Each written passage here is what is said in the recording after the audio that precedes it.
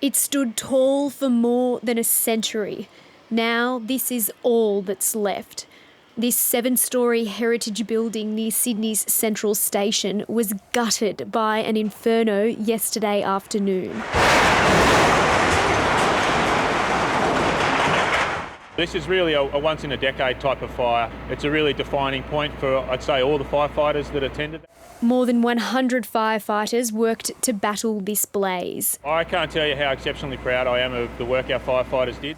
2 residential buildings were evacuated and it's still not safe for them to return, with fears another wall could collapse. We're obviously keen to get people back as soon as possible. Witnesses say they saw school-aged children running from the scene yesterday. There are 3 kids that run past me, almost knocked me over, out from one of those doors, and run down to a central.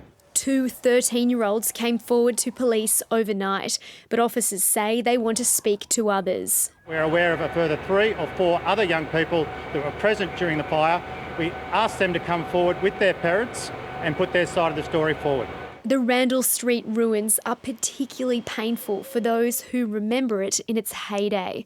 Elizabeth Kitchen is the daughter of the one-time hat factory's owner. When I left school at 16, I went to work in the ladies' showroom. I was very sad.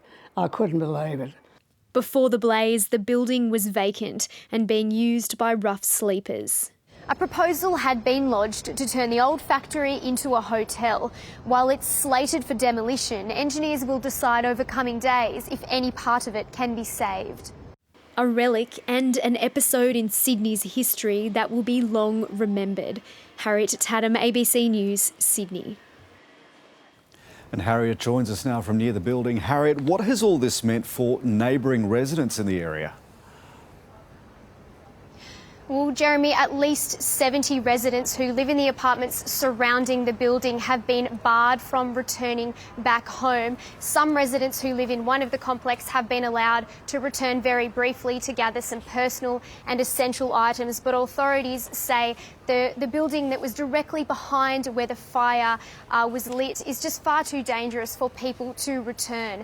Now, those affected have been asked to stay with family and friends. They've also been asked to register with the Australian Red Cross so they can access welfare and accommodation services if they need to. Authorities will continue to monitor the possibility that the remaining structure could collapse. And while this happens, neighbours face real uncertainty about when and if they can return. Harriet Tatum reporting.